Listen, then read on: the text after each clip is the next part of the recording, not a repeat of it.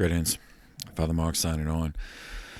Continuing the course on the history of Catholicism in the United States in the decade of the 1870s.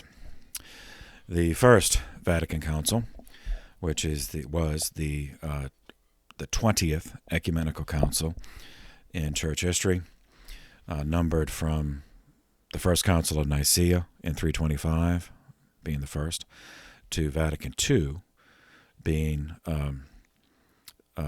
the 21st. So the First Vatican Council met from December 8th, 1869, and it was prorogued, not officially closed, but it stopped on August 20th, 1870, for reasons that we shall see. The First Vatican Council was summoned by Pope Pius IX to address an array of issues that are covered in more detail in the Modern History playlist. But for our purposes, focusing on American Catholicism in America. 5 U.S. bishops participated in Vatican discussions preceding Pope Pius IX's declaration of the Immaculate Conception of Our Lady as a dogma on December 8th, 1854. Their contributions or their involvement left Rome, shall we say, less than highly impressed with the American contribution. Francis Kenrick, we've met many times before.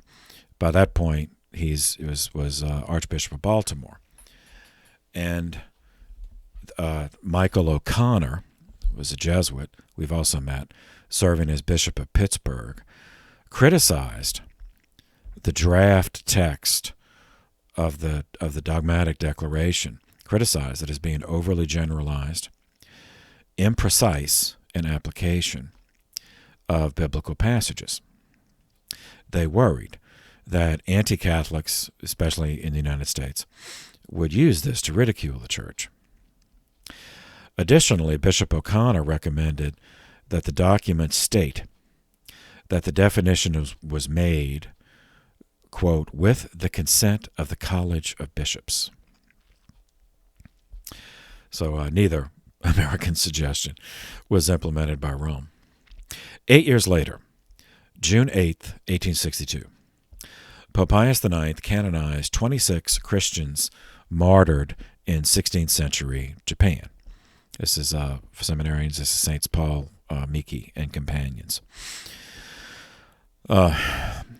15 bishops from the United States, Canada, and Mexico were among the 300 bishops present for the occasion, even though this was in the middle of the American Civil War.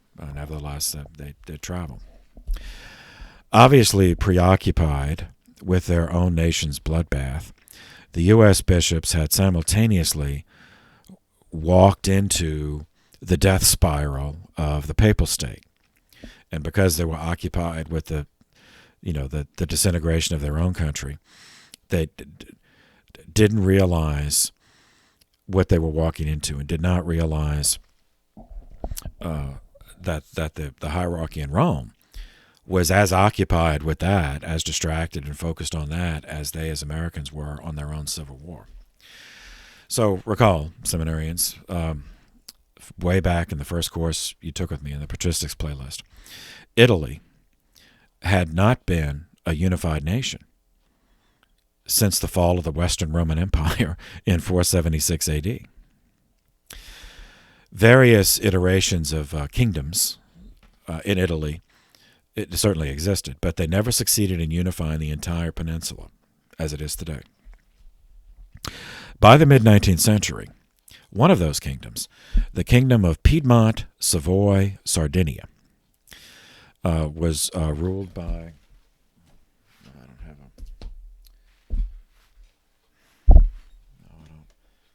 I got the American. Anyway, it's okay. So if you imagine Italy, this is northwest, basically northwest Italy, along with Sardinia.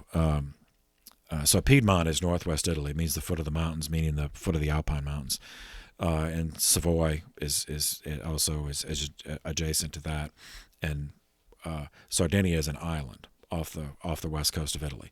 So all those together, the Kingdom of Piedmont, Savoy, Sardinia, were ruled by the dynasty of Sabaudia, Sabaudia,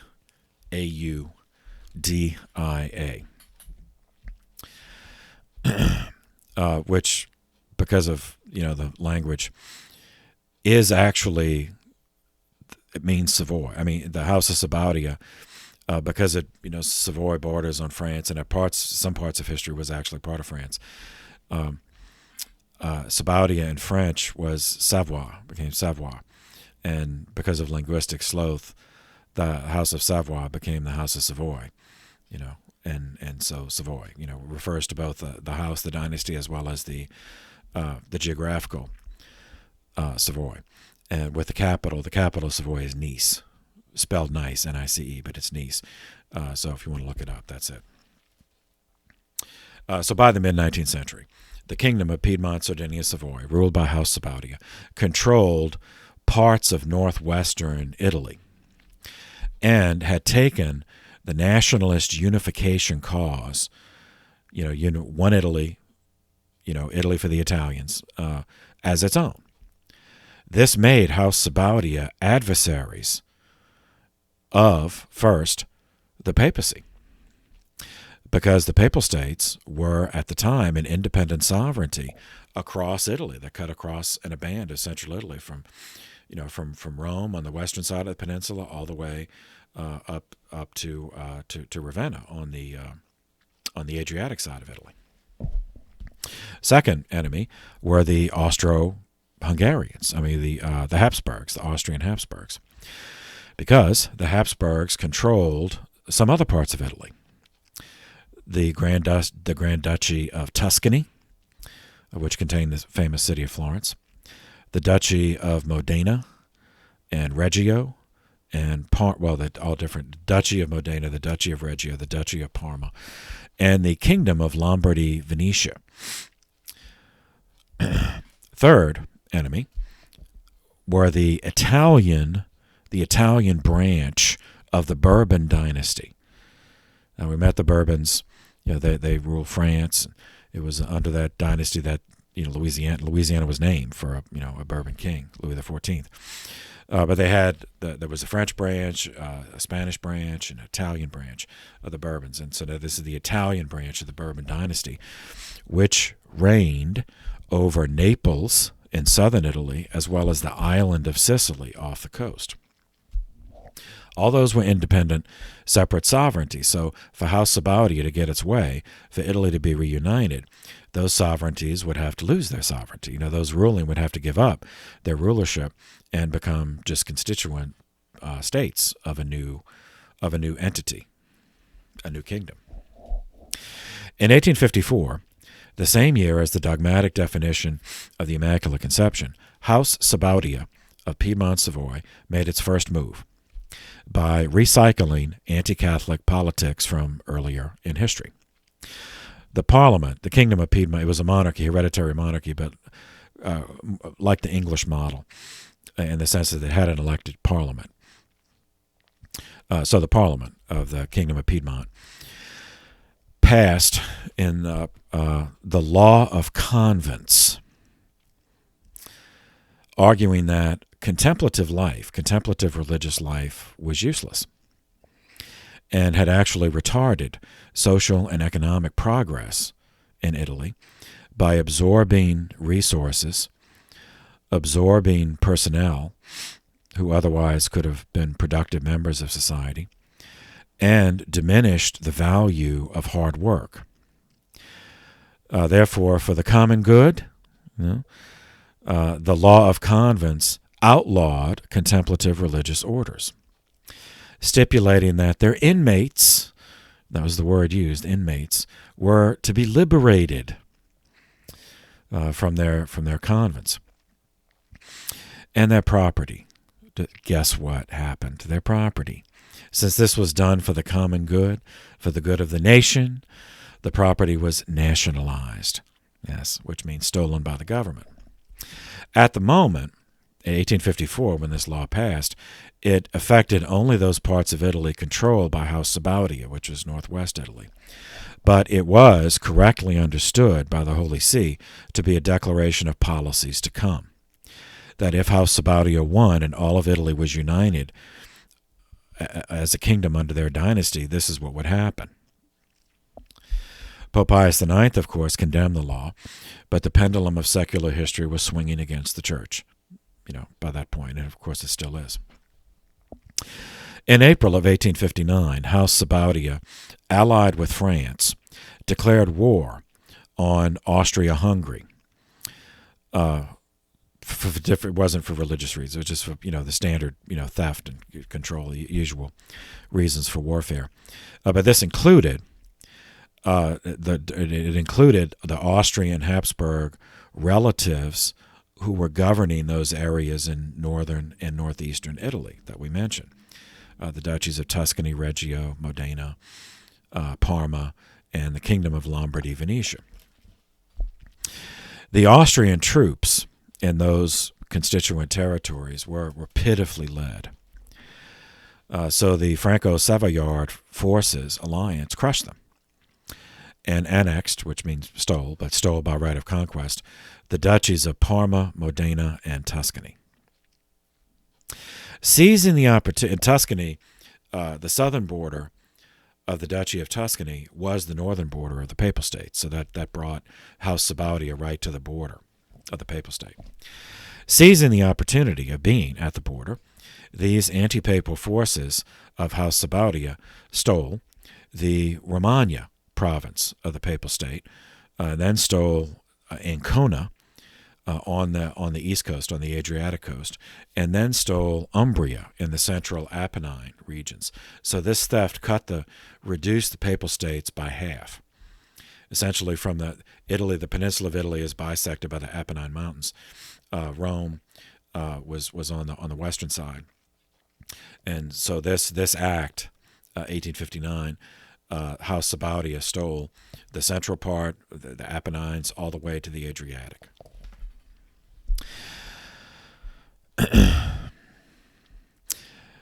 In the south of Italy, the Bourbon king of Naples, Sicily, by this point was Ferdinand II. He realized that this was a threat, that they were moving south, so that the Papal States were half gone, and that once the rest goes, then he was next, because the southern border of the Papal State was the northern border of the Kingdom of Naples.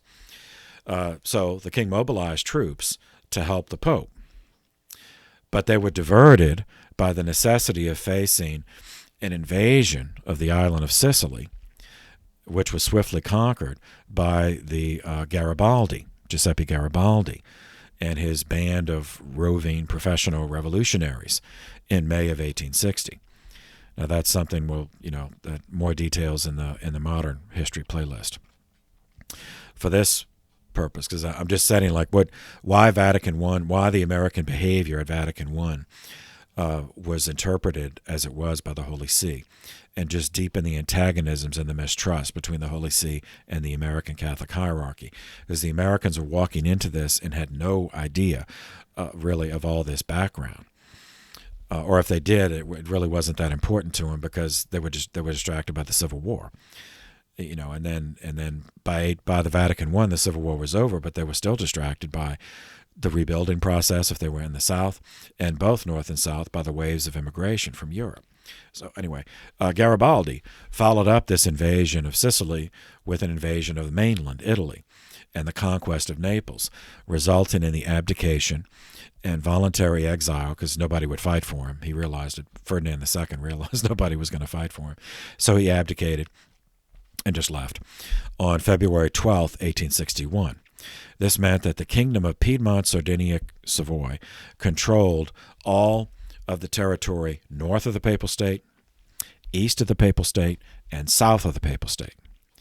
And so stealing the rest was only a matter of time, which meant from the Apennine Mountains to the west coast of Italy, and that's where Rome was and that surrounding territory. By September 28th, 1860, the deed was done. All papal territory outside the city of Rome was stolen. and added to the new kingdom of Italy, the Regno d'Italia, under House Savoy. It existed from 1861, when the king of Piedmont, King Victor Emmanuel II, was proclaimed King of Italy on June 18th, from 1861, and it lasted until June 18th, 1946, after World War II, when post-World War II discontent, because Italy was on the losing side, led to a dissolution of the monarchy and replaced by the Italian Republic, which is, like what exists today. It's a secular, secular republic, but a parliamentary style republic, not our style republic.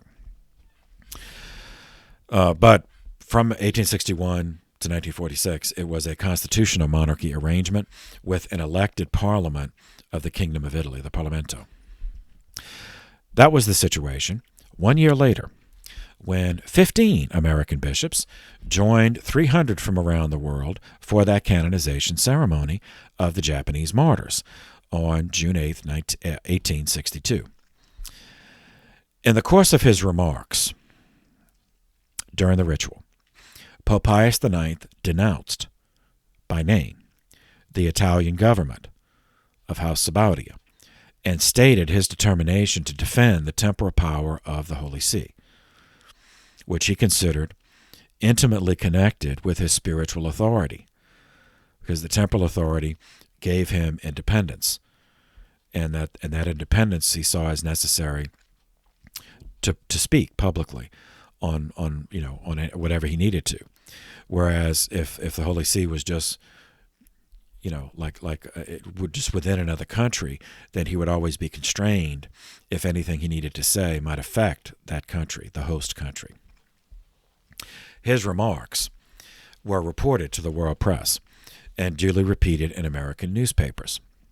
Since the Kingdom of Italy had an elected parliament, whereas the Papal State did not, U.S. public opinion regarded the Pope's statements as proof of what the Protestant, anti-Catholic publicity machine in the United States had always said, that the entire institution of the papacy and the Catholic Church was a relic of the Middle Ages that was best consigned to history. 2 years later, on December 6, 1864, Pope Pius IX informed his cardinals that he planned to summon a 20th Ecumenical Council to meet at the Vatican, and that he wished it to take place in conjunction with the 1800th Jubilee of the martyrdoms of Saints Peter and Paul on June 29, 1867. As it happened, another war, just as pointless and stupid as all the other ones, but this was the Austro-Prussian War, broke out in 1866, and that made a meeting in 1867 impossible because the war spread to northern Italy.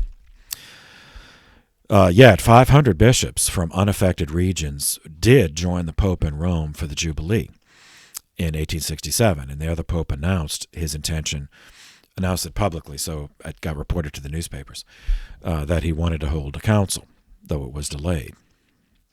On December 8, 1864, the 10th anniversary of the proclamation of the dogma of the Immaculate Conception, Pope Pius IX issued an encyclical, Quanta Cura, which means great care, to which he appended the Syllabus of Errors. This is the first Syllabus of Errors. A later Pope Pius X is going to also put out a Syllabus of Errors, which, that's later in history. But this one is the 1864 one is the first Syllabus of Errors, which consisted of 80 theses, 80 statements, denouncing the errors of the time. This was 2 days after the Pope made his intention known to summon another council. So it was taken correctly as a prelude to the agenda of what he intended the council to be. So in the syllabus, reference is made to previous papal pronouncements in which the errors of modernity were treated more fully and condemned.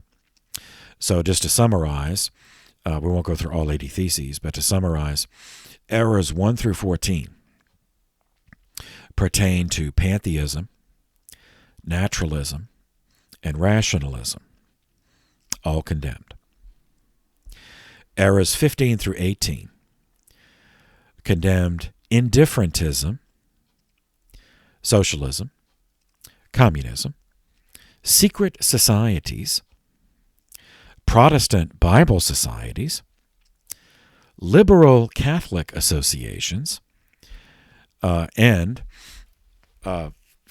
political philosophies that denied the church civil and political rights. Errors 19 through 55 pertain to church-state relations. Errors 56 through 74 pertain to ethics and marriage, and included within that address the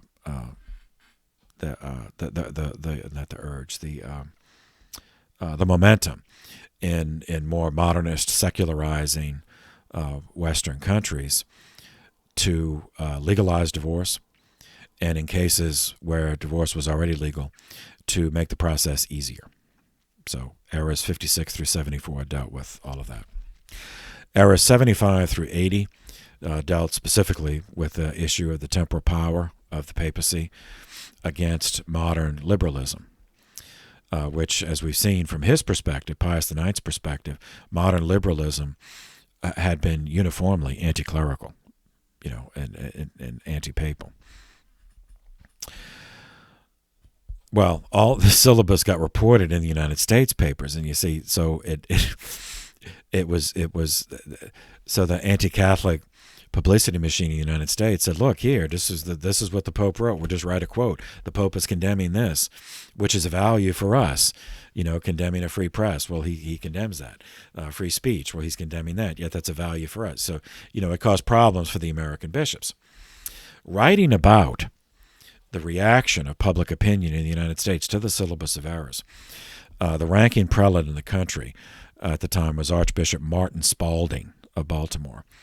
He described the U.S. press as emitting a howl of indignation.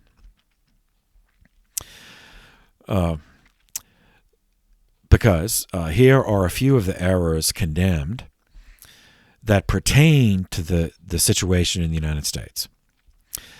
Error 15 is dealing with indifferentism and latitudinarianism, which those means the assertion that it doesn't matter what religion you believed in, or even if you believed in no religion, as long as you were a good person. So error 15, that every man is free to embrace and profess that religion which, guided by the light of reason, he shall consider true. So that's condemned. That statement is condemned. Error 16 condemns the statement that man may, in the observance of any religion whatsoever, find the way of eternal salvation and arrive at eternal salvation. Error 17 condemned the statement that good hope, at least, is to be entertained of the eternal salvation of all those who are not at all in the true Church of Christ. Error 18 condemned the statement that Protestantism is nothing more than another form of the same true Christian religion, in which form it is given to please God equally as in the Catholic Church. With regard to the much vexed public school issue, which we've already covered and will cover numerous times, again, error number 47 condemned this statement. The best theory of civil society requires that popular schools, public schools, open to children of every class and people, and generally all public institutes intended for instruction, should be free from all ecclesiastical authority, and should be fully subjected to the civil and political power at the pleasure of the rulers, and according to the standard of the prevalent opinions of the age. That's condemned. Error 48 condemned this statement. Catholics may approve of the system of educating youth unconnected with Catholic faith and the power of the Church, and which regards the knowledge of merely natural things and only, or at least primarily, the ends of earthly social life. With regard to the cherished separation of church and state in the United States, the Syllabus named it as an error. Error number 55 condemned the statement, the church ought to be separated from the state and the state from the church. Error 77 condemns the statement, in the present age it is no longer expedient that the Catholic religion should be held as the only religion of the state, to the exclusion of all other forms of worship. Error 78 condemned the statement, hence, it has been wisely decided by law in some Catholic countries that persons coming to reside therein shall enjoy the public exercise of their own peculiar worship.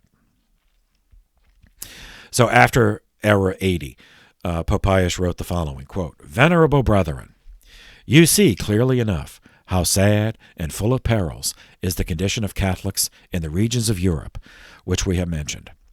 Nor are things any better or circumstances calmer in America, where some regions are so hostile to Catholics that their governments seem to deny by their actions the Catholic faith they claim to profess. In fact, there, for the last few years, a ferocious war on the Church, its institutions, and the rights of the Apostolic See has been raging. Venerable brothers, it is surprising that in our time such a great war is being waged against the Catholic Church, but anyone who knows the nature, desires, and intentions of the sects, whether they be called Masonic or bear another name, and compares them with the nature of the systems and the vastness of the obstacles by which the Church has been assailed almost everywhere, cannot doubt that the present misfortune must mainly be imputed to the frauds and machinations of these sects. That's sects, meaning religious sects, denominations. It is from them that the synagogue of Satan, which gathers its troops against the Church of Christ, takes its strength. In the past, our predecessors, vigilant even from the beginning in Israel, had already denounced them to the kings and the nations, and had condemned them time and time again, and even we have not failed in this duty. If those who would have been able to avert such a deadly scourge had only had more faith in the supreme pastors of the Church. But this scourge, winding through sinuous caverns, deceiving many with astute frauds, finally has arrived at the point where it comes forth impetuously from its hiding places and triumphs as a powerful master. Archbishop Spalding responded with a pastoral letter. Pastoral letters are, bishop to his diocese made public. So this is released to the U.S. press also, explaining that all of these condemnations, that Pius IX was concerned with European radicals and not with the American constitutional separation of church and state as known in America, liberty of conscience, worship, press, etc. But of course, that's, people believe what they want, and those who were negatively predisposed to the church, just took Pius's statements as a direct attack on them in the United States. These incidents and the reactions of the Holy See to them synthesized with a pervasive post-Civil War restlessness as the society groped for a means of coming to terms with the hideous carnage of the war, including 618,000 dead out of a population of 31 million. So that's 2% of the adult population killed in a 4-year period. Coming to terms with the pervasive activity of rebuilding, the necessity of rebuilding. Coming to terms with more waves of immigration of those fleeing wars in Europe now that the United States was at peace. and coming to terms with the ecclesiology of Americanism, as promoted by Father Isaac Hecker, whom we met in the 1840s, and he's still around, that the United States was not only unique in history, but that the United States was ordained by God to show a new and better way for the church and churches together to operate in the world without all the baggage, of the history of European conflicts. Among the clergy, distinct reaction to these realities manifested in the post-war period. One category of response coalesced under the self-styled title of progressionists or anti-absolutists. Ecclesially, they rebelled against the absolutism of bishops and the papacy. Because the Catholic Church is a monarchy. It's an internal monarchy. It's not a democracy. It never pretended to be. And the clerics of this mindset occupied themselves with social gospel initiatives. Some of them, as we shall see, entered into opposition against their bishops over schools, public schools, labor unions, and ministry to non-English speaking Catholic immigrants.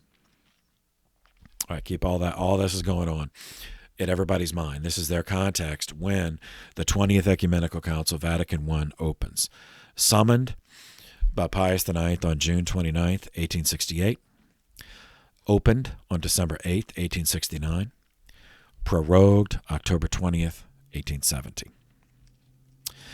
Was the first ecumenical council since the Council of Trent, which closed in 1563. So the first ecumenical council in 306 years. On December 6th, 1864, 2 days before the publication of the Syllabus of Errors, Pius IX announced at a session of the Congregation of Rites his intention to call this council. To this end, he requested that the cardinals residing in Rome write their views on the matter and identify subjects which should be presented to the council. Of the 21 reports sent in, only one, that of Cardinal Pentini, expressed the opinion that there was no reason for holding an ecumenical council. Early in March 1865, the Pope appointed a commission of 5 cardinals to discuss preliminary questions in regard to the council. Generally had a long name, but it's the Directing Preparatory Commission, or the Central Commission.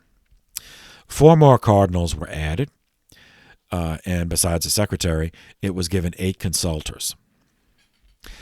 This preparatory commission met between March 9th, 1865, and December of 1869. Its first motion was that bishops of various countries should be called upon for suggestions as to matters for discussion. And on March 27th, 1865, the Pope commanded 36 bishops of the Latin Rite, designated by him, to express their views under pledge of silence, under the Arcani, the Disciplina Arcani, the rule of secrecy. The discipline of the secret. Early in 1866, he also designated several bishops of the, I know we're not supposed to say this word now, but Oriental Rite, meaning the Eastern Rites, under the same conditions. The war, the Austro-Prussian War, which included parts of northern Italy, which began in 1866, resulted in the withdrawal of French troops from the city of Rome on December 11th, 1866. That interrupted the preparatory work for the council and rendered impossible the Pope's plan of opening it, as said previously, on the 18th centenary of the martyrdoms of Saints Peter and Paul in 1867. However, the Pope made use of the presence in Rome of nearly 500 bishops who came for the centennial, or the 18th centennial, to make the first announcement of the council to the public, on June 26, 1867.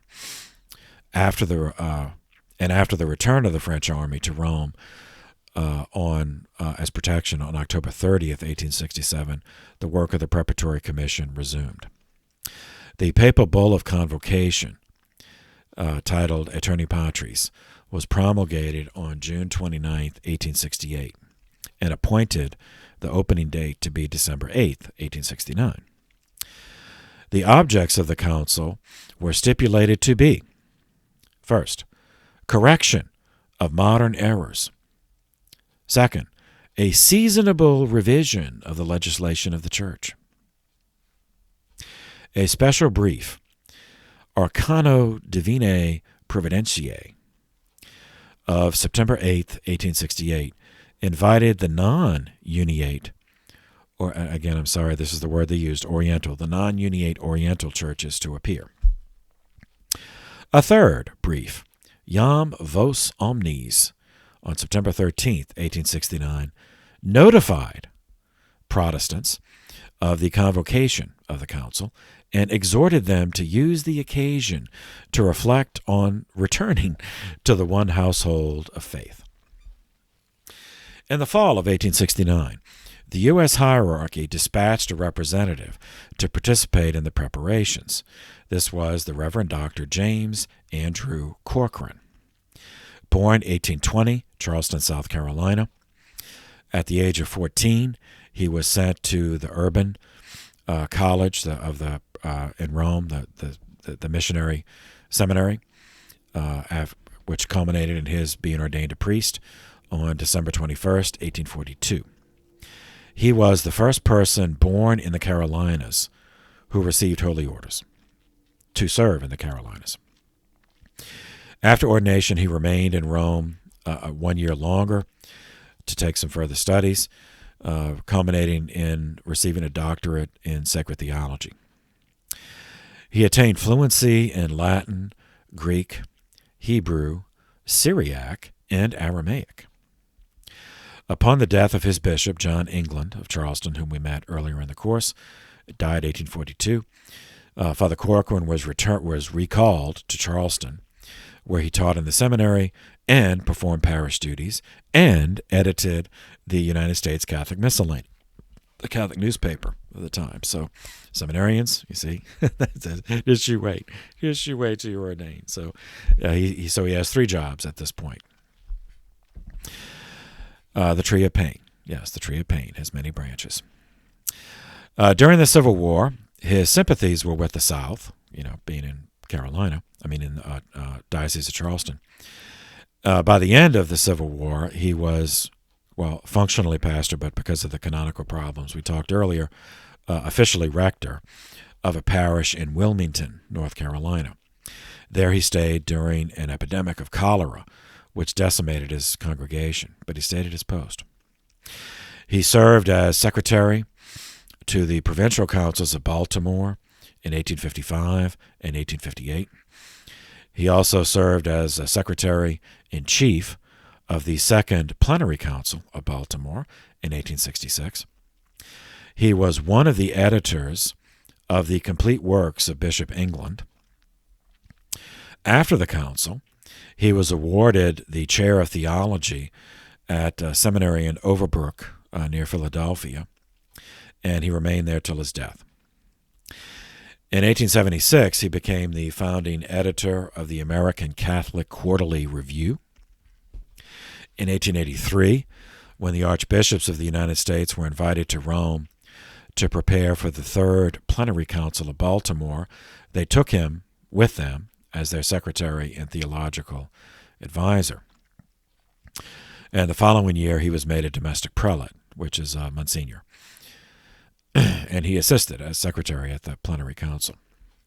So anyway, that's his biography. So rewinding back to the preparations for Vatican I. When Father Corcoran arrived in Rome, he discovered 5 special committees, each presided over by a cardinal and having altogether 88 consultors. They prepared the schemata, which is the plan, to be laid before the council. These committees were appointed to consider, respectively, First, dogma. Second, church discipline. Third, holy orders. Fourth, again, this is what they called it then, I'm sorry, the Oriental churches, meaning the Eastern churches, and missions. Fifth, ecclesio-political questions, church-state questions. The drafts were completed in time for the opening. Drafts on Catholic dogma in opposition to the errors which sprang from rationalism. A draft statement on the church, dogma of the church, ecclesiology. A draft on Christian marriage, plus 28 more drafts treating matters of church discipline. 9 petitions bearing nearly 200 signatures requested that the council define the Assumption of Our Lady as a dogma of the faith. Over 300 fathers of the council requested the elevation of St. Joseph as patron saint of the Universal Church. In February 1869, the Italian Jesuit newspaper La Civiltà Cattolica leaked that papal infallibility might be proclaimed as a dogma by the council, and that a majority of the bishops agreed that this should be done. That leak was the trigger for immediate agitation regarding the possibility of defining papal infallibility, even though, as I just read to you, it was not even on the published agenda when the council opened, and there was no schemata for it. So it was that leak that provoked what follows. Academic theologians began attacking the proposition of papal infallibility in 1869 in journal articles, newspaper interviews, pamphlets, etc. Before the council actually opened.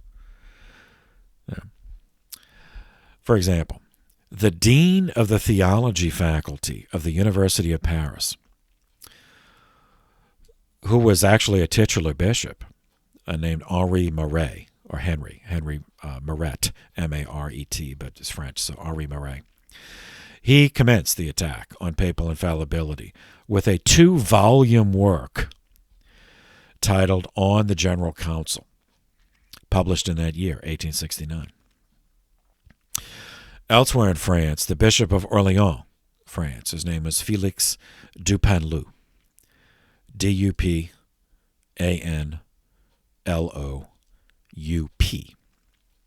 He joined the attack with an extended essay published under the title Observations, also 1869.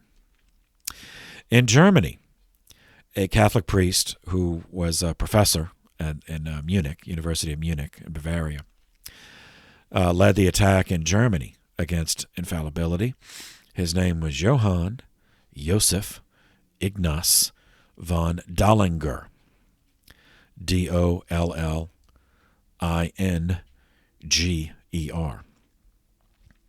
He published a series of essays under a pseudonym, a pen name, Janus, or Janus, J-A-N-U-S, in 1869. Of the three, he was the only one who did not have the spine to put his name to his opposition.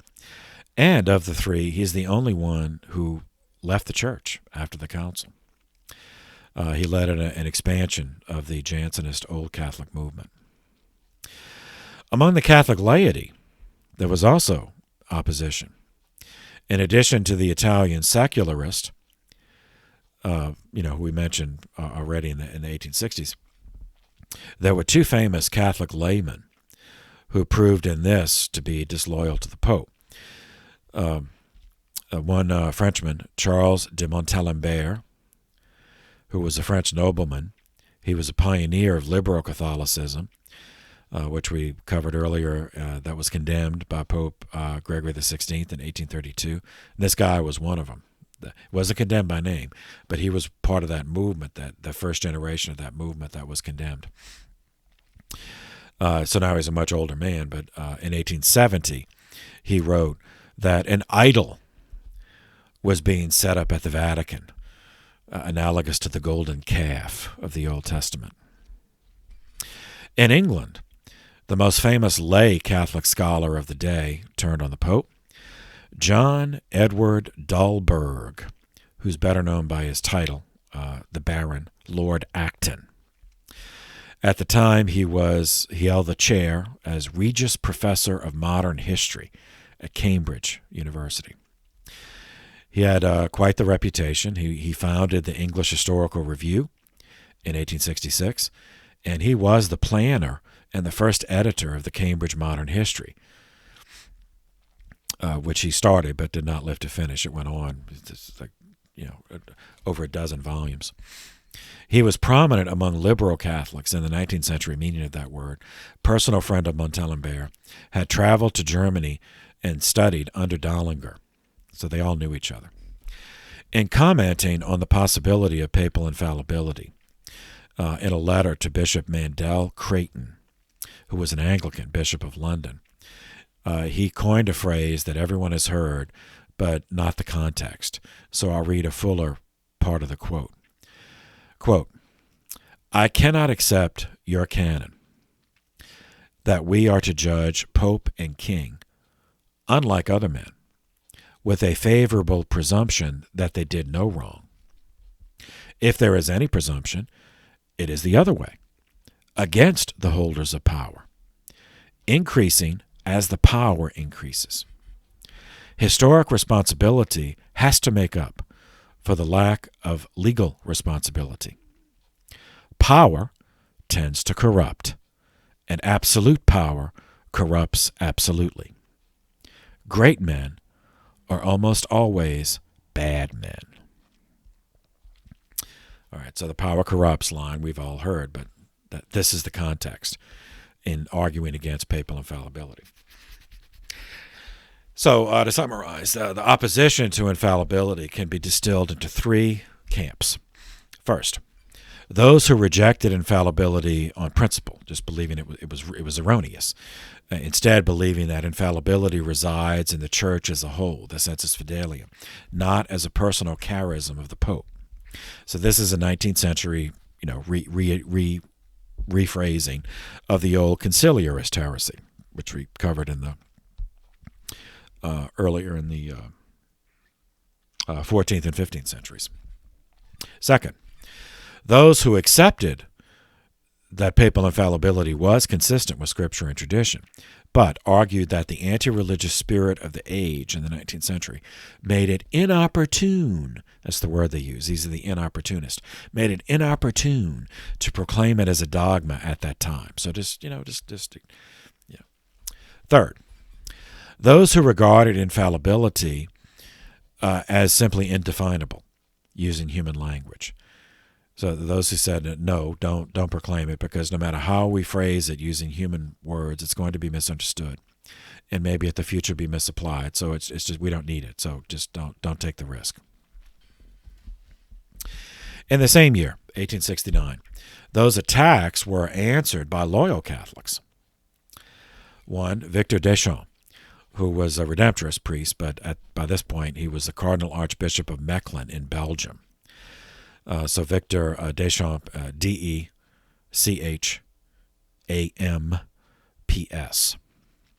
he led the counterattack in the French language with a work titled Infallibility and the General Council in 1869, writing a scathing rebuke of Maret at the University of Paris, as well as Bishop Dupanloup at Orléans, for disloyalty and for Gallicanism. Gallicanism is the national church heresy. In Germany, the scholarly leader of the Ultramontane, meaning that the pro-papal response to Dahlinger's disloyalty, was another priest scholar, Father Joseph Hergenrother, Hergenrother.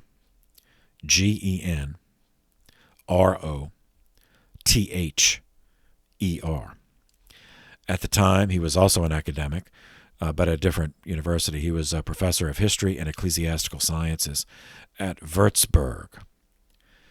He was shocked at the attitude of Dahlinger and Dahlinger's cowardice in publishing under a pseudonym.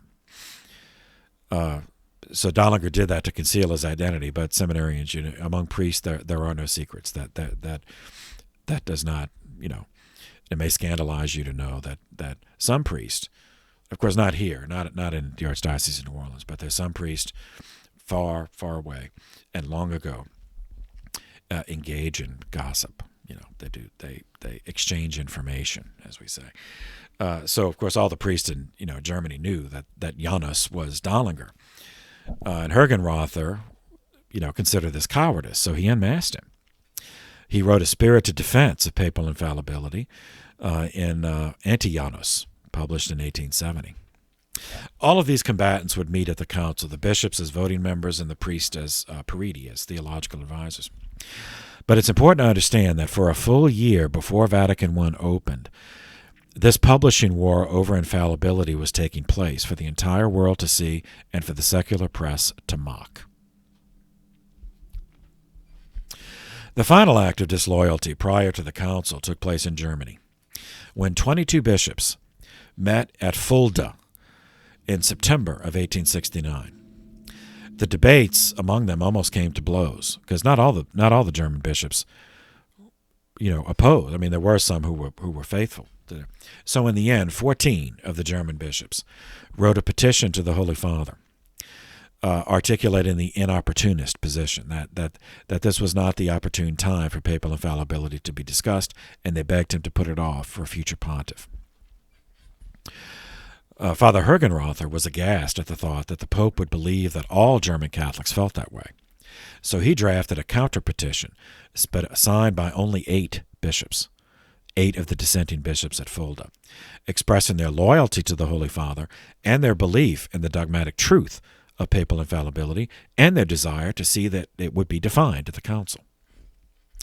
For his loyalty to the Pope, Hergenrother was fired from his position at the University of Würzburg and removed from the list of candidates being considered for the position of rector of the university. So his, German career was ended, but the Pope, summoned him to Rome and made him the first cardinal prefect of the Vatican archives. In terms of the American hierarchy, Martin Spalding, Archbishop of Baltimore, the ranking prelate in the United States, wrote to Cardinal Barnabo, the prefect of the Propagation of the Faith, on March 24, 1869, asking 3 questions on behalf of the U.S. hierarchy. Question 1, what are the logistics of traveling to Rome? Question 2, what is the location of our lodgings when we arrive in Rome? Question 3, what vestments do we need to bring with us to Rome? Or many of our missionary bishops didn't have all the vestments they need, so what vestments do we have to buy or borrow when we get to Rome? So the American hierarchy. In 1869, 55 bishops were active in the United States. The following requested and received permission to be excused from attendance. First, Thomas A. Becker, Bishop of Wilmington. Second, Augustin Blanchet, the Bishop of Nisqually. Well, now it's Seattle, but then it was Nisqually. Now it's the diocesan seat was moved subsequently to Seattle, Washington State. His first request was denied, but he wrote again and asked, and second request was approved. And he appointed one of his priests, Father Bartholomew Delorme, to be his procurator, to represent his diocese at the council. Third, Thomas L. Grace, a Dominican priest who was serving as Bishop of St. Paul, Minnesota. He appointed one of his priests as his procurator, and that guy would later become a bishop, would later become Bishop of St. Paul, Minnesota, Father John Ireland. Bishop John Luers, Luers, Bishop of Fort Wayne, Indiana, also received permission, and he appointed the same priest, Father John Ireland, as his procurator too. So Ireland went there representing 2 dioceses, and we're going to meet him later. He ended up being bishop and later archbishop in Minnesota. Sylvester Rosencrans, Bishop of Columbus, Ohio, brother of the Union General Rosencrans, whom we met earlier. He received permission not to go, and he appointed none other than Father Isaac Hecker as his procurator, the founder of the Paulist and the father of ecclesial Americanism. And also two vicars apostolic who were ordained bishops, but missionary. The apostolic vicar of the Colorado and Utah territory, Joseph Mashbeuf, and the apostolic vicar of Arizona, Jean-Baptiste Salpointe. Two bishops ordained for service in the United States were retired and living in Europe. But even though they were closer to Rome, they didn't attend.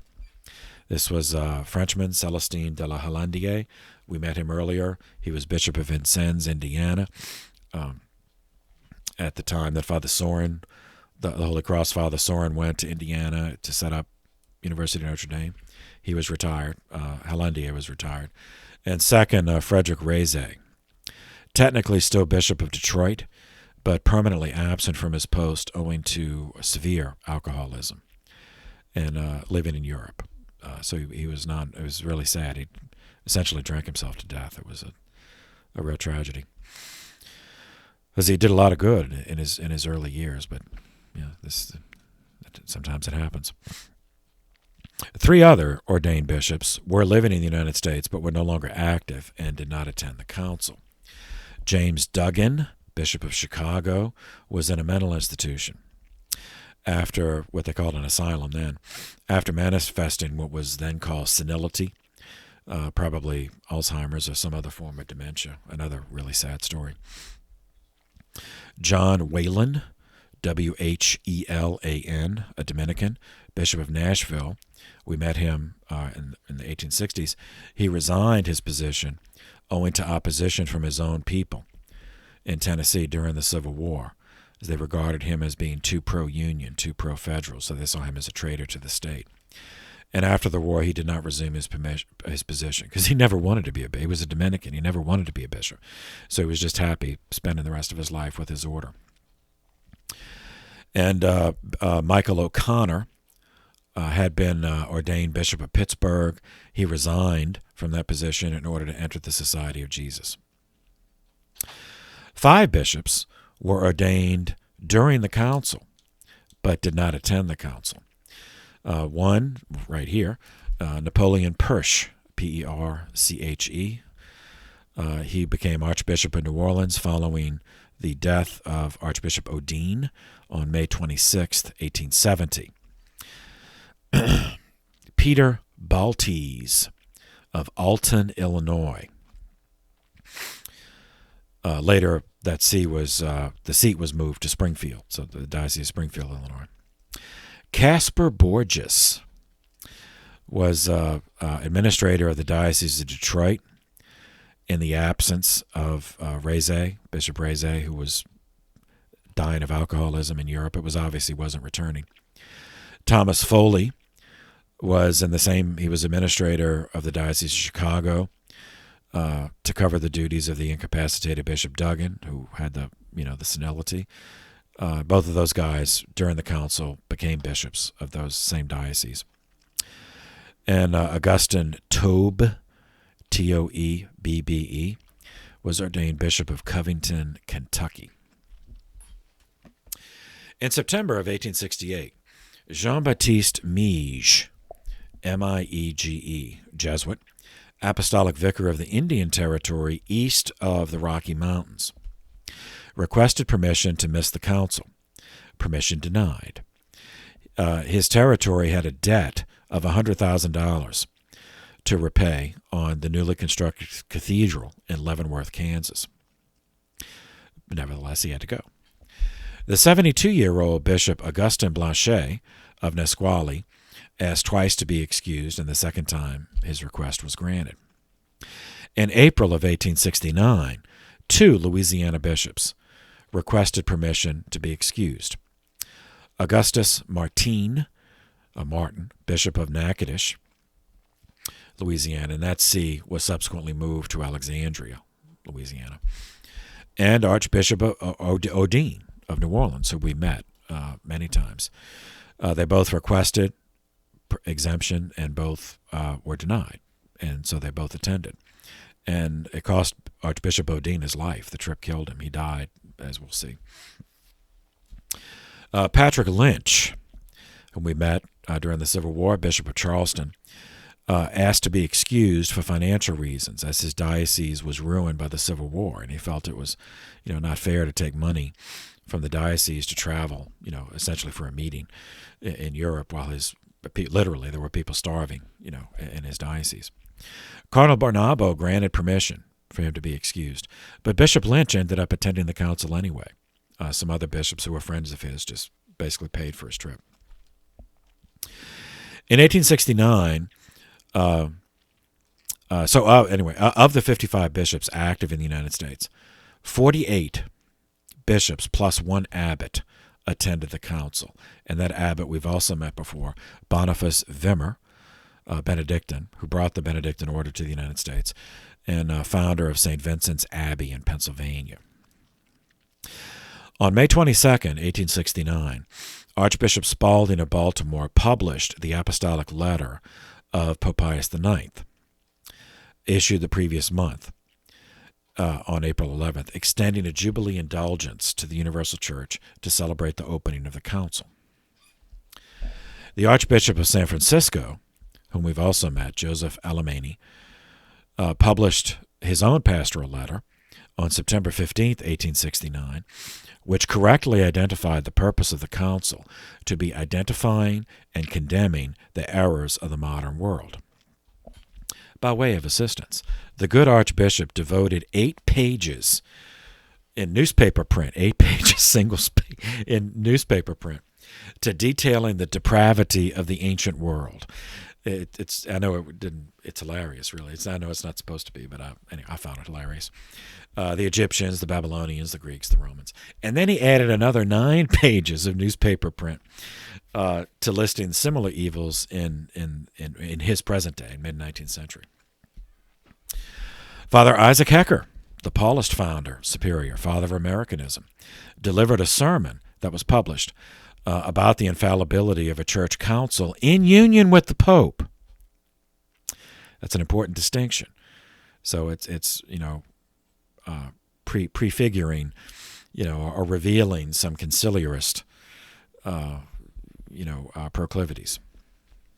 Francis Blanchet, not Augustin Blanchet, Francis Blanchet, his brother, was Archbishop of Oregon City, which later is Portland. He made a priceless contribution to history by keeping a travel log, his journal,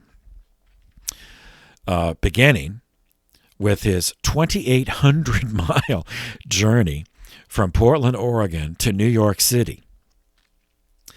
First, accompanied by a priest and a seminarian from his diocese, Blanchet took ship from Portland, sailed down to San Francisco. There he was joined by Thaddeus Amé, A-M-A-T, of Vincentian, who was Bishop of Monterey, Los Angeles. Then together, so that group, by stagecoach to a railway station, then railroad, but a combination of railroad, boat, stagecoach, all that. They finally arrived in New York on October 21st.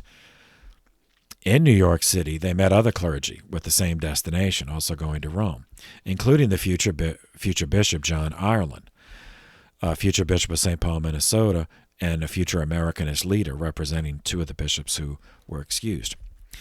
Each of them purchased an $80 ticket aboard the ship, which was headed for Liverpool, England. They arrived 12 and a half days later. That's how long it took at that point to cross the Atlantic. In Liverpool, England, they met other clergy who had traveled on different vessels, like Archbishop Spalding, who arrived on the USS Baltimore. The famous Oxford convert to Catholicism, who by this point was the Archbishop of Westminster, England, Henry Edward Manning, invited all of them to dinner. There, Blanchet's group and Spalding's group were greeted by fellow pilgrims, Peter Kenrick, not Francis. This Peter Kenrick was the younger brother of Francis Kenrick. So Peter Kenrick was Archbishop of St. Louis, Missouri. Thomas Connolly was a Capuchin, but at the time serving as Bishop of Halifax, Nova Scotia. Father Isaac Hecker, we've already met, representing two bishops, Rosencrantz and Lewis from Fort Wayne. They took a side trip to Ireland, as many of them had Irish roots. Then they crossed the Channel to France, where they enjoyed Paris. Then from Paris to Strasbourg, then from Strasbourg to Munich, then across the Alps at the Brenner Pass to Trentino, where the Council of Trent had been held, then from Trent to Rome. They arrived in Rome on December 1st, 1869. The good Bishop Blanchet, who allows me to reconstruct all of this, lost track of all of them in his journal, but obviously a separation occurred along the way, as his group, Blanchet's group, arrived in Rome earlier than some of those other groups. And his early arrival was rewarded with a papal audience on November 27th. In that audience, the good Bishop Blanchet was one of 16 Americans greeted by the Holy Father at 11 a.m., with whom they exchanged pleasantries for 20 minutes, received a papal blessing, and then were escorted out. As they were descending the long stairway, they met, coming up the stairway, Jean-Marie Odin, the Archbishop of New Orleans, climbing up for his turn. Bishop Blanchet noticed that Archbishop Odin was panting and that his climb up the stairs was very, difficult for him. And Odin did not last long. Physically, his health was obviously collapsing, and he received permission to leave the council early. He never made it back to New Orleans. As when we met him earlier in the 1840s, so I won't repeat all that, but remember he was an immigrant priest from France. So he went back to his birthplace, Hauteville in France, and there he died on May 25th, 1870, at the age of 70. The prelates who separated from our diarist, Blanchet, they took side trips that must be reconstructed from letters and from later references. And those side trips provide us some insights into their behavior at the council, as well as insights into subsequent developments in U.S. Catholic ecclesiology and the rift between the ultramontanes and the progressives, or conservatives and liberals, whatever names you want to call them. Among the side trip groups that Blanchet lost track of, they separated from him, Hecker, Father Isaac Hecker, and Archbishop Thomas Connolly of Halifax took a side trip to visit Richard Simpson in London. The significance being Richard Simpson was a personal friend of Lord Acton, the guy the Cambridge guy we already quoted, who was presumptively against papal infallibility before the council ever opened. Simpson treated them to dinner and invited an Egyptologist, Sir Peter Lepage Renouf, to join them. And that experience, that dinner, Simpson summarized in a letter to Lord Acton. The letter was dated November 9th, 1869. According to Simpson's telling of this dinner, Hecker stated his belief that papal infallibility resided in the universal church, expressed by an ecumenical council in union with the Pope, and that infallibility was not capable of authoritative expression by papal decree alone. That's essential to understand for the Americanist attitudes and to understand one of the many reasons why Americanism was condemned as a heresy at the end of the century in 1899. So here's an excerpt from the letter. Quote, Hecker, as a missionary to convert the semi-literary class in the United States, puts this truth into the first place, that it is impossible to believe against evidence, and not only impossible, but wicked to attempt it. Farther along the journey, The Hecker group, stopped in Munich to visit with Dollinger, the German priest opponent to declaring infallibility as a dogma. He described the meeting, Dollinger described the meeting in a separate letter to the same guy, Lord Acton. Dollinger's letter was dated November 22nd, 1869. In part, it said, quote, Father Hecker from New York spoke to me yesterday for 2 hours about conditions in America and the prospects of the Catholic Church therein. According to his assurances, they are all opponents of the dogma of infallibility, but at the same time, very devoted to the Pope personally. He seems profoundly convinced that the triumph of Ultramontanism would be fatal to the Church in America. End quote. And recall, Ultramontanism means beyond the mountains, so that was a turn of phrase in the 19th century to describe pro-papal ecclesiology, meaning looking beyond the mountains, the Alpine mountains, to the Pope for guidance in all things. Pius IX held a preliminary session in the Sistine Chapel beginning at 10 a.m. on December 2nd, 1869, where the procedures and the officers of the council were announced.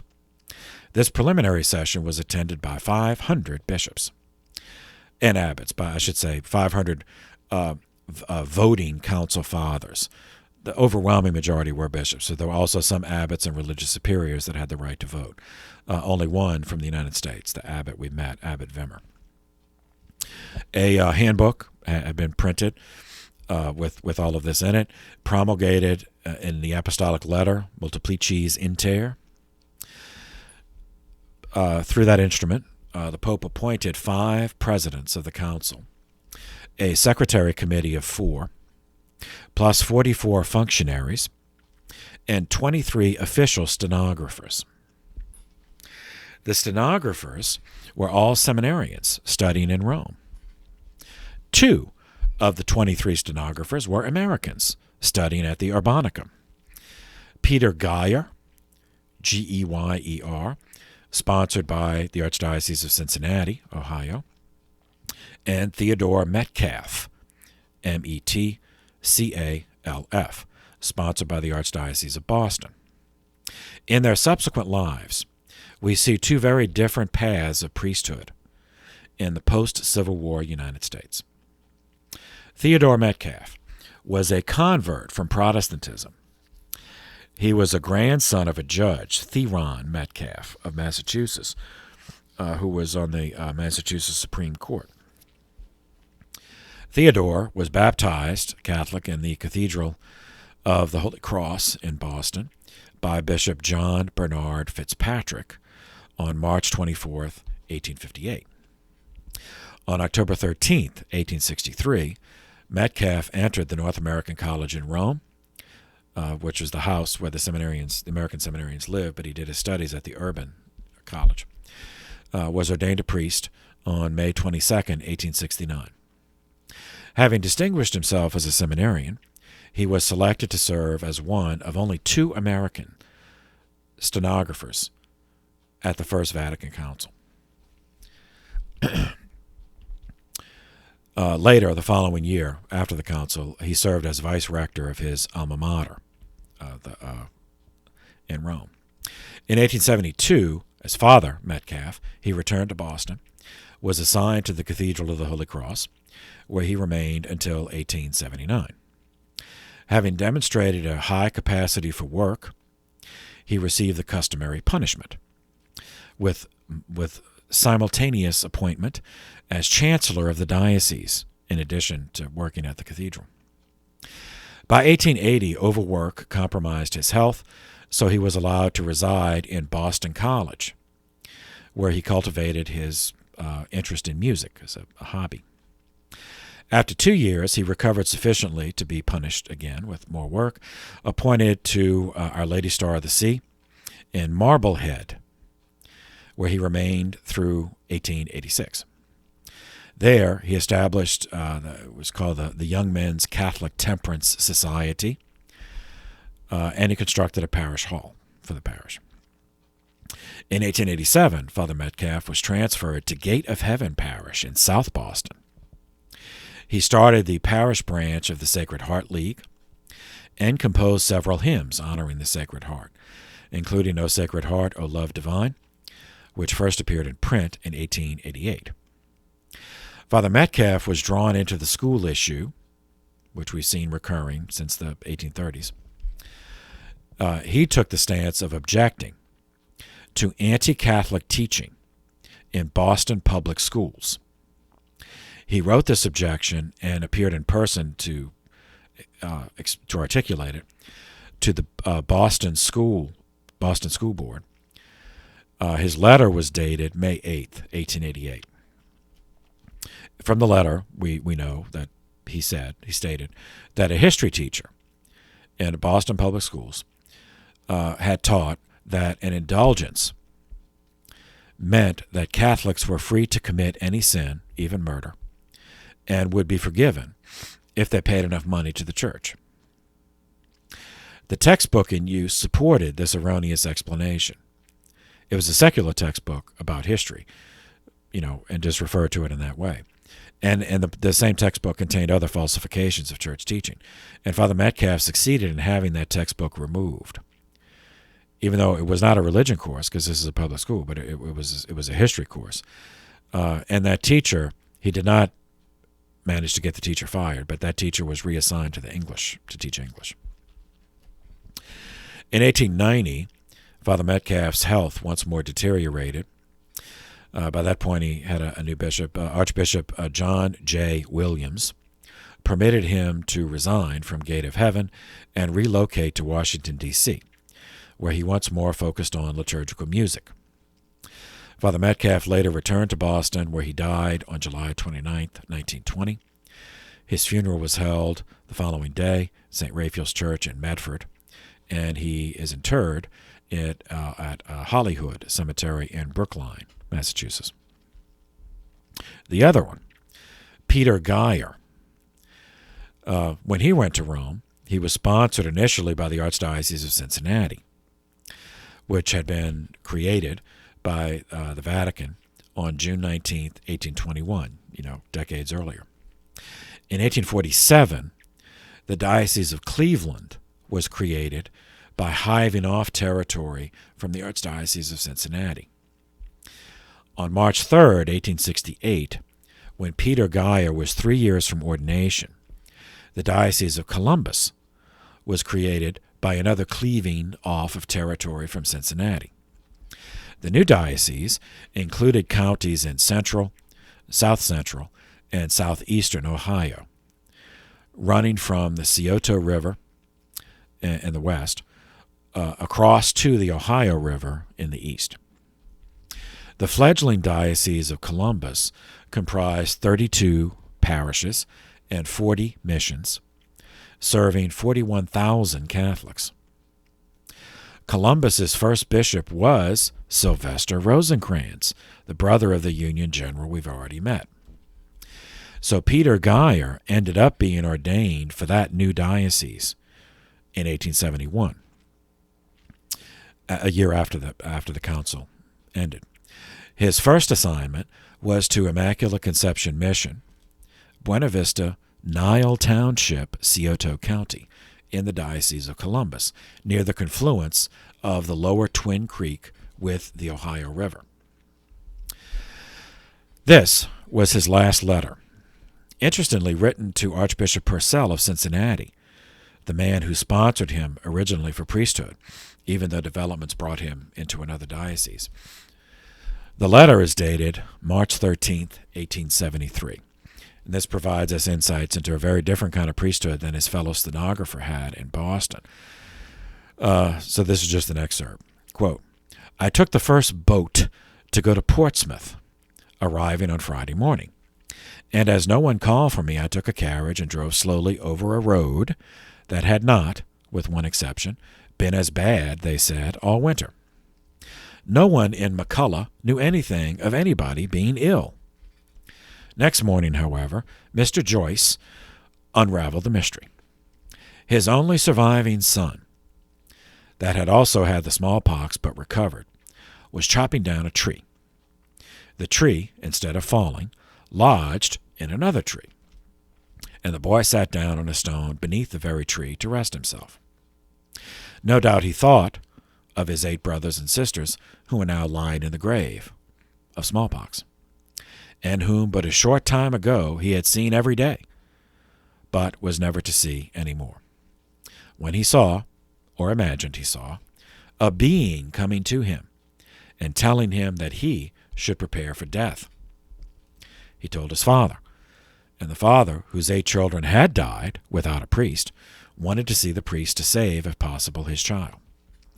Of course, I did not scold the man for bringing me so far to see a boy who was well. The case was too sad. I had to stay in McCullough over Sunday, although I ought to have been in Ripley, in account of the pew renting.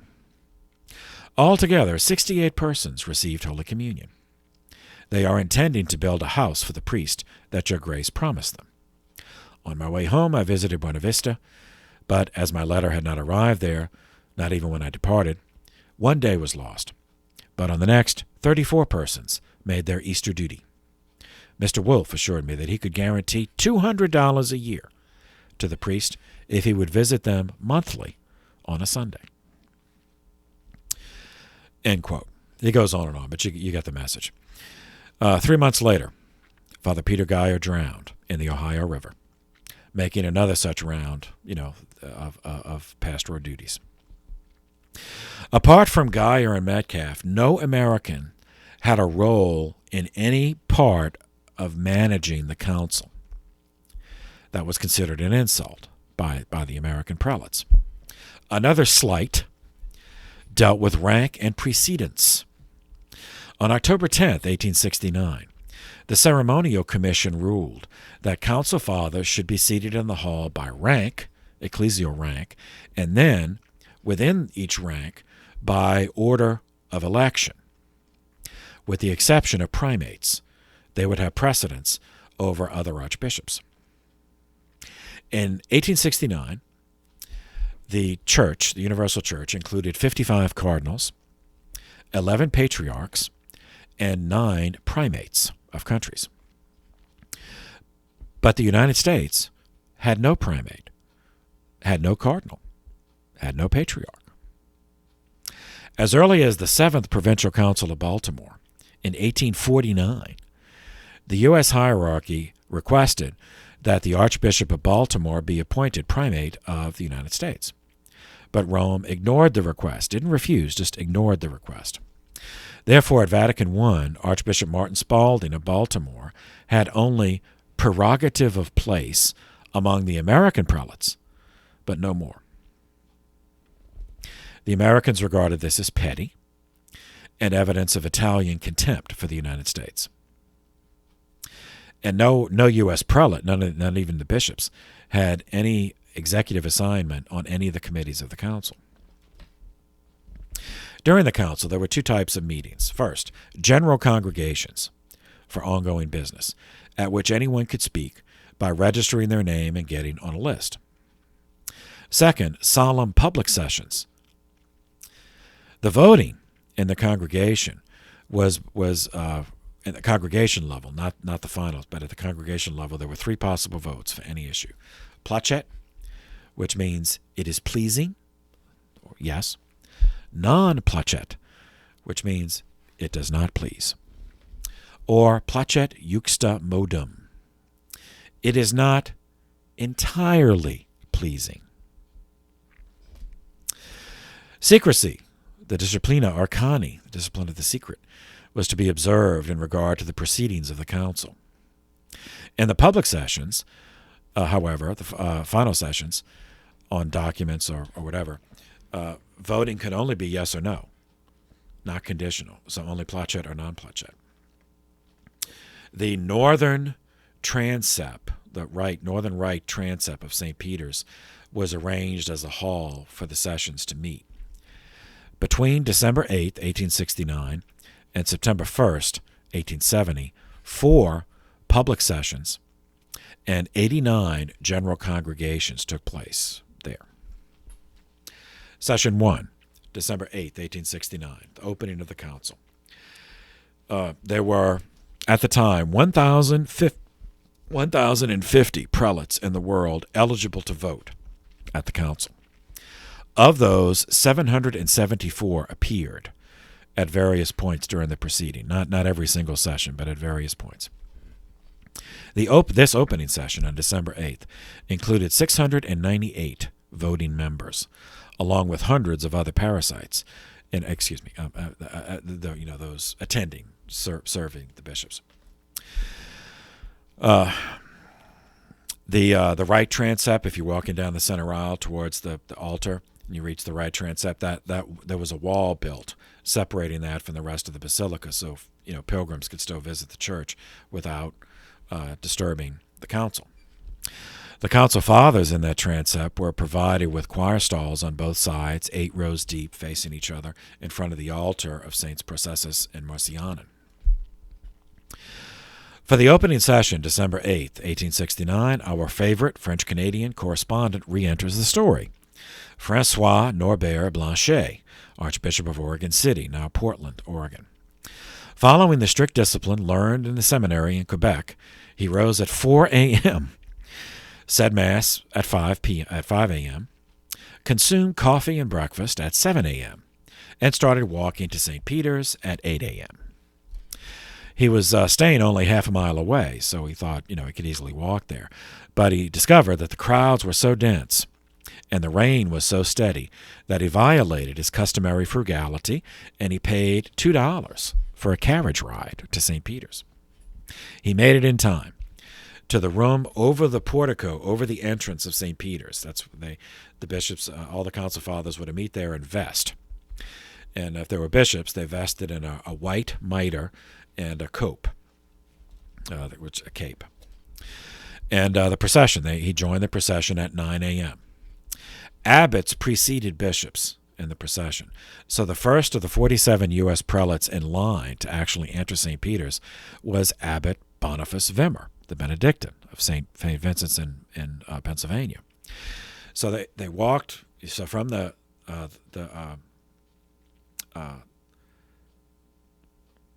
room, the vesting room, over the portico of St. Peter's, they walked down. They walked to the edge, and they walked down the Scala Regia, the staircase, very steep, long staircase. Then turned across the front of St. Peter's to enter from the central door. The processional hymn was Veni Creator Spiritus. The masters of ceremony managed to get the procession completed in 1 hour, just the procession. So Mass began at 10 a.m. The sermon was given by a member of the Curia, an Italian, Archbishop Luigi Pasquale. He was a Capuchin. After Mass, each council father made obeisance to the Holy Father. Cardinals kissed his hand. Bishops kissed his knee. Abbots and religious superiors kissed the foot. Prayers and litanies took place. They were followed by the Pope's address. Then an announcement that the next public session would take place on January 6th. But the next working session was only 2 days later, December 10th. The event concluded with the hymn, the Te Deum, at 4 p.m. Archbishop Blanchet lamented in his journal that he had consumed too much coffee at breakfast 9 hours earlier, as the ceremony had lasted 7 of those hours. Sure, no one needs me to explain. Certainly not those of a certain age don't need me to explain his lament. The Americans started causing trouble at the next meeting, the general congregation, meaning a working session, not a public session. 2 days later, on December 10th, Peter Kenrick, Archbishop of St. Louis, was displeased that the Curia made all the committee assignments in advance. He wanted positions to be elected by the members of the council. So after a postponement to allow the bishops to get to know each other, that's what he wanted. Cardinal Bilio, one of the 5 council presidents, and who was the one who received Kendrick's protest, ignored it. So just like the request to have an American, they didn't deny it, just ignored it. It's like, he wouldn't. You're an American, and it's like he wouldn't stoop to respond to an ignorant American. But as it turned out, Archbishop Kenrick was not alone, nor were the Americans the only national group displeased with the council organization. 13 petitions for amended procedures were submitted, and all of them were ignored, not just the American ones. Evidently, many bishops from the continent, from Europe, had thought previously that the council would be analogous to a European parliament, with themselves as representatives of their countries. But that was not the Curia perspective. The Curia regarded the role of the Council Fathers to simply approve what was presented to them, with possible token comments, whatever documents the Curia presented.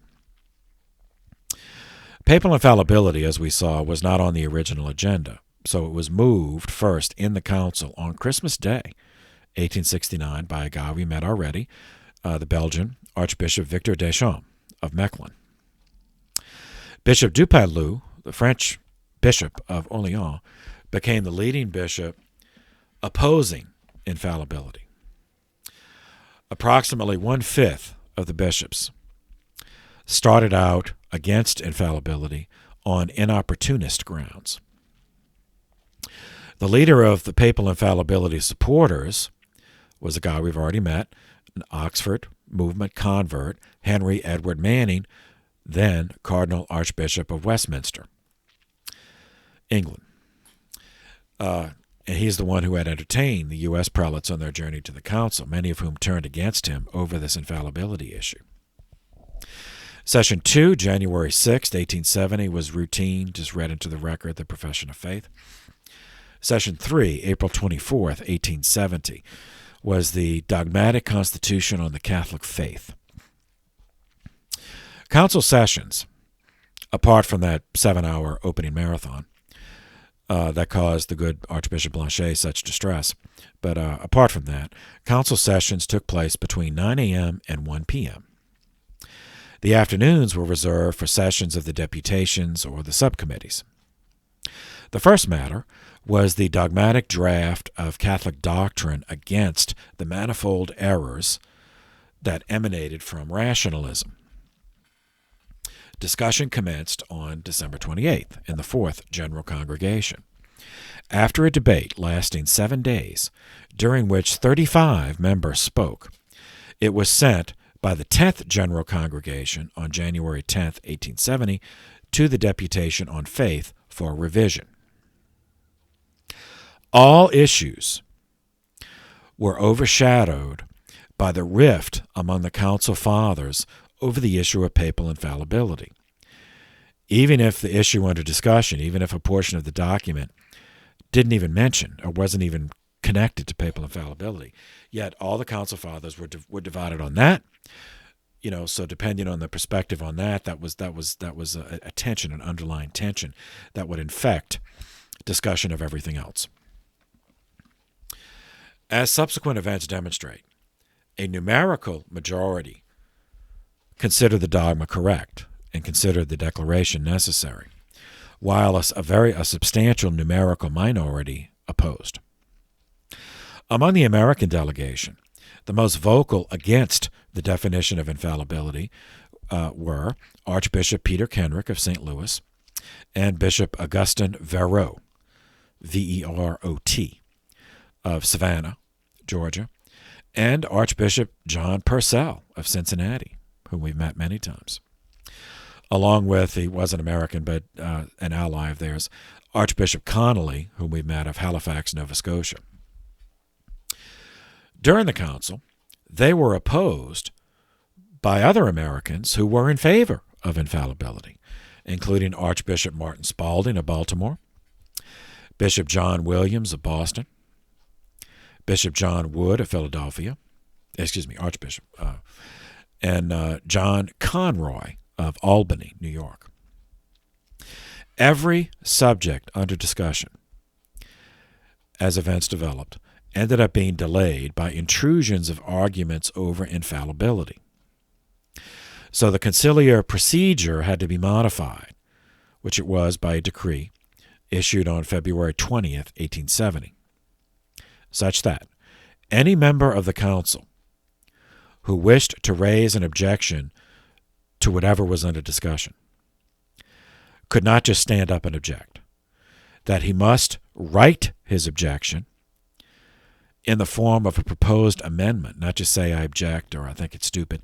I have to actually write an amendment to whatever document was under discussion and then send that, and then only if that was considered worthy would that person get a number in line to speak. Further, people who did get in line and did get to speak, any speaker who wandered from the subject or went on too long could be called back to it, could be essentially rebuked publicly by one of the presidents, say, please stick to the subject.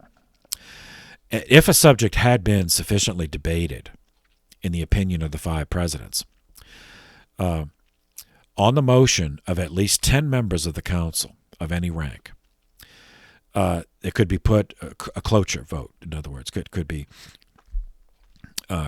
voted. Someone could move, and with at least 10 supporting votes, that motion had to be voted on, a motion to end debate or discussion of that particular subject. And then if a simple majority voted yes, then it would stop.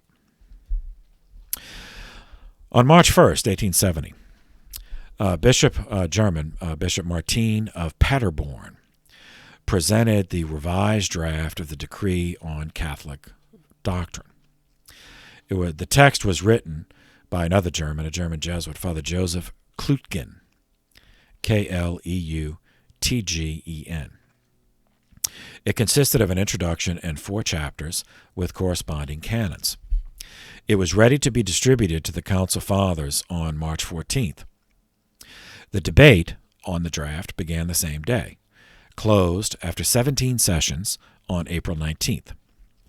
In the 46th General Congregation, on April 24th, the first Constitution, De Fide Catholica, was unanimously adopted in the third public session by 667 Council Fathers who were present. It was formally confirmed and promulgated by the Pope. Consisted of 4 chapters. Chapter 1 treated God as creator. Chapter 2, divine revelation. Chapter 3, faith. Chapter 4, the relationship of faith and reason. That was followed by 18 canons in which errors were condemned in a manner substantially, similar, though more clearly and fully, than the Syllabus of Errors. Pantheism, naturalism, rationalism, indifferentism, etc. Within those, Session 4 is the one that's of interest for us. July 18th, 1870, a debate on the first dogmatic constitution of the Church of Christ, De Ecclesia Christi, specifically Chapter 4, on the infallible teaching authority of the Roman Pontiff. The text read, "We teach and define as a divinely revealed dogma that when the Roman Pontiff speaks ex cathedra, that is, when, in the exercise of his office, as shepherd and teacher of all Christians, in virtue of his supreme apostolic authority, he defines a doctrine concerning faith or morals to be held by the whole Church, he possesses, by the divine assistance promised to him in Blessed Peter, that infallibility which the divine Redeemer willed his Church to enjoy, in defining doctrine concerning faith or morals. Therefore, such definitions of the Roman Pontiff are of themselves, and not by the consent of the Church, irreformable. So then, should anyone, which God forbid, have the temerity to reject this definition of ours, let him be anathema, cast out, excommunicated." In the 85th General Congregation, on July 13th, 1870, a general vote was taken on the draft. Of the 601 fathers present, 451 voted placet, it is pleasing. 62 voted placet juxta modum, which is a conditional affirmation.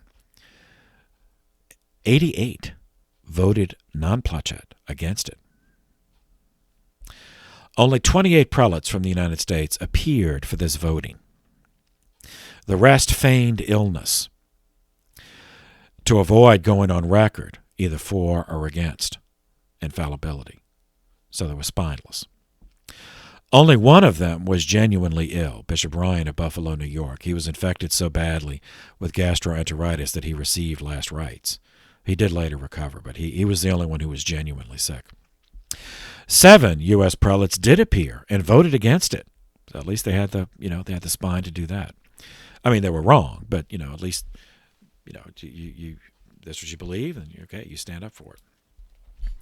Those who went on record voting against it were Peter Kenrick of St. Louis, Augustin Verreau of Savannah, Michael Domenech of Pittsburgh, Edward Fitzgerald of Little Rock, Bernard McQuaid of Rochester, New York, William McCluskey of New York, New York, Ignatius Marac of Sault Ste. Marie, and Marquette.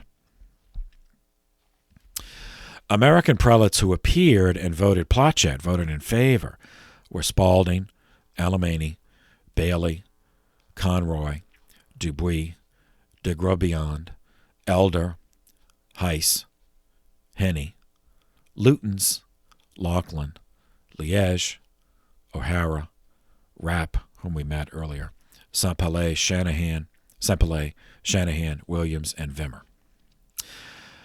So that was the draft vote, and 88 voting against it. That was for papal infallibility. That's a significant sign of opposition to the Pope.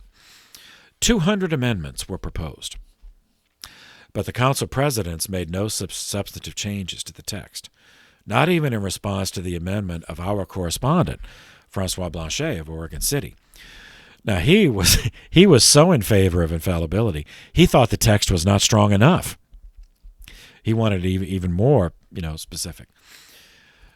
Further, only a yes or no vote would be permitted for the final version. So the curiously, they wanted every bishop on record either vote yes or no, no conditional. With this in mind, an international meeting took place among those who opposed infallibility. On Sunday, July 17th. The day before the final vote was to take place on papal infallibility. They had to decide whether or not to appear and vote against it, or simply not show up, feign illness again. Their decision was for the latter, to simply not show up. 55 of them signed a letter explaining their absence, a private letter. One copy was sent to the Pope. Another was sent to the Secretary of the Council, the Senior Secretary, Bishop Fessler. It was sent at 7 a.m. on July 18th, the day of the vote. 3 U.S. prelates were among those who signed it. Peter Kenrick of St. Louis, Augustin Verreau of Savannah, and Michael Domenech of Pittsburgh, indicating they were against infallibility, but they would not vote against it. Because in order to avoid embarrassing the Pope, they would not vote against it. They just wouldn't show up. The public session then occurred in St. Peter's Basilica, opened at 9 a.m. on Monday, July 18th, 1870. Cardinal Lorenzo Barilli presided at the Mass. After Mass, Bishop Antonio Valenziani read aloud the entire text of what was going to be voted on. Then a roll call was taken. Of the original 698 Council Fathers, 533 voted yes, voted in favor of the whole Constitution, but De Ecclesia Christi, but it included Pastor Aeternis, which was the infallibility one. Of the yes votes, 25 of the 49 U.S. prelates who attended the council voted yes, voted in favor of infallibility. In the entire council, only 2 went on record in the final vote voting against infallibility. One of them was an American. Edward Fitzgerald, Bishop of Little Rock, was the only U.S. prelate to vote against infallibility. And he is the only one U.S. prelate who had voted against it in the draft form that went on record publicly in the final session. The other negative vote was not American. It was from an Italian prelate, Luigi Riccio of Cajasso in southern Italy. 165 bishops either left Rome before the vote, or they stayed in Rome but stayed away from St. Peter's on the day of the vote to avoid going on record. That included 23 U.S. prelates, because they opposed the dogma but did not want to go publicly on record against it. This less than inspiring display by the American bishops confirmed the suspicion in Rome that the United States was not to be trusted. The most outspoken American opponent of the definition was Archbishop Kenrick of St. Louis, who in 2 pamphlets distributed in Rome, published in Rome, questioned the basis of infallibility and tradition. Okay.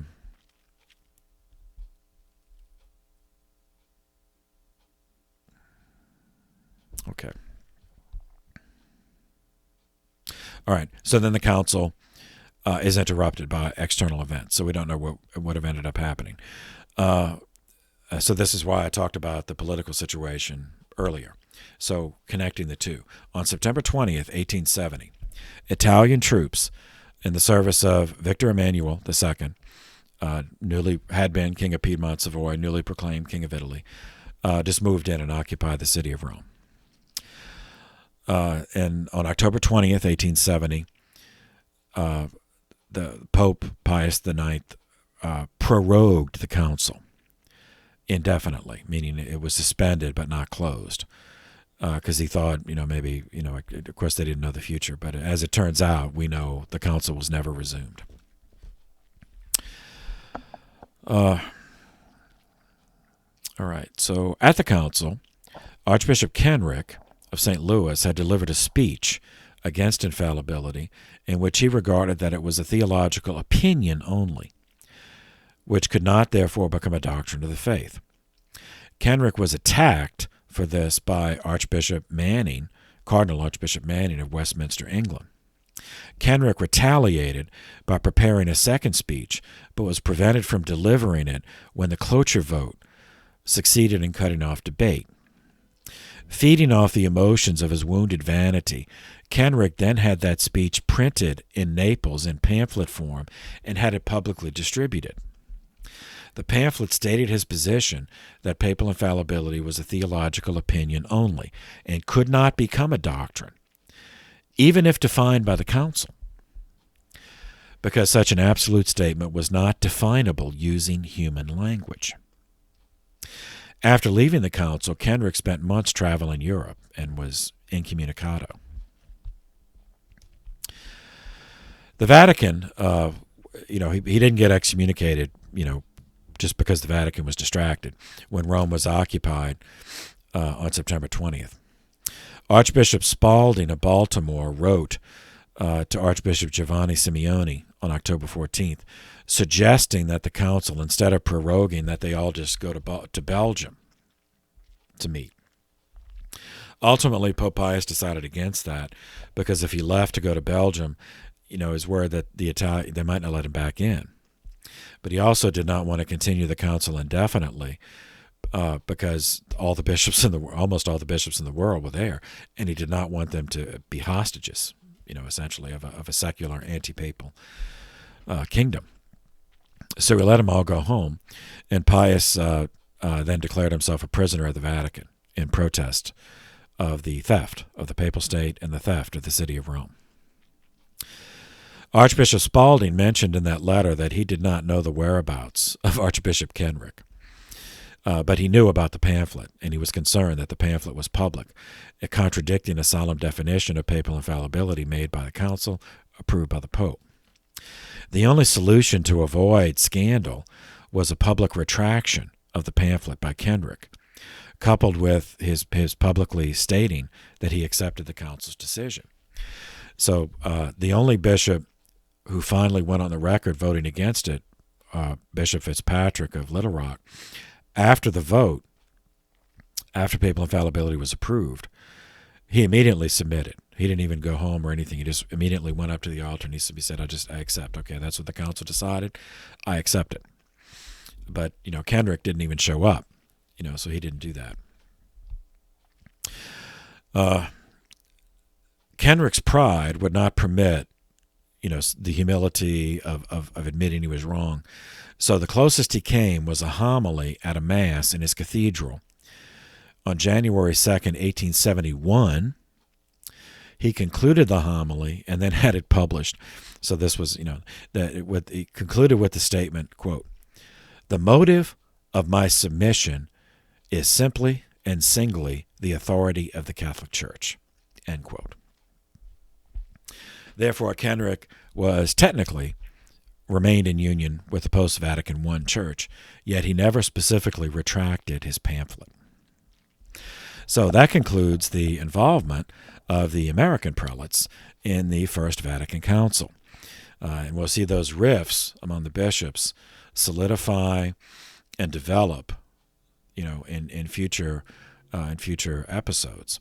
And those rifts were maintained on multiple issues. So the same guys who opposed each other on infallibility tended to oppose each other and everything else.